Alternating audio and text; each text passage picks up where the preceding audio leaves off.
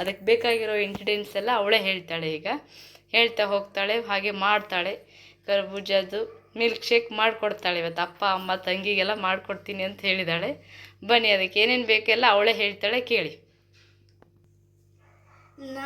ನಾನು ಕರ್ಬೂಜ ಹಣ್ಣು, ಹಾಲು, ಬೆಲ್ಲ, ದ್ರಾಕ್ಷಿ, ಬಾಳೆಹಣ್ಣು ಮತ್ತು ದ್ರಾಕ್ಷಿ ಮತ್ತು ಬಾದಾಮಿಯನ್ನು ತಗೊಂಡಿದ್ದೀನಿ. ಬನ್ನಿ ಈಗ ಹೇಗೆ ಮಾಡೋದಂತ ನಾನು ಹೇಳ್ಕೊಡ್ತೀನಿ. ಈಗ ಕರ್ಬೂಜ ಹಣ್ಣನ್ನು ಮಿಕ್ಸಿಗೆ ಹಾಕೊಳ್ಳೋಣ.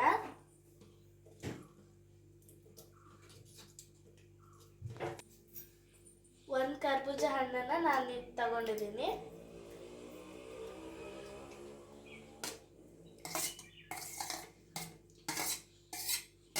ನಾನೀಗ 2 ಸ್ಪೂನು ಬೆಲ್ಲನ ಹಾಕೋತೀನಿ.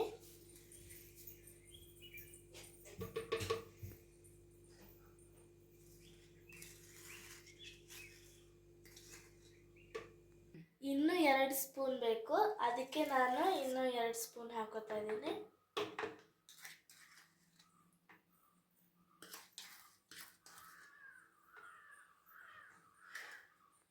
ಒಂದು ಲೋಟ ಹಾಲು ಹಾಕ್ತೀನಿ.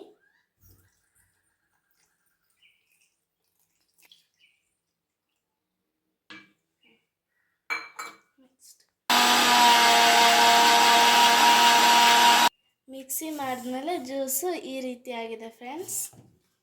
ಗ್ಲಾಸಿಗೆ ಹಾಕೋಣ.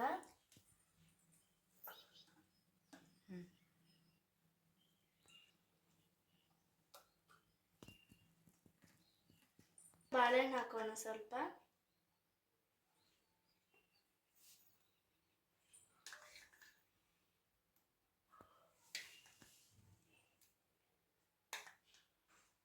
ಹಾಕೋಣ.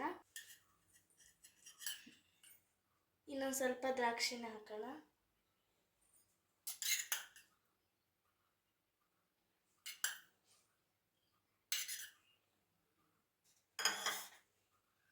ಬಾದಾಮಿ ಮತ್ತು ದ್ರಾಕ್ಷಿನ ಹಾಕೋಣ.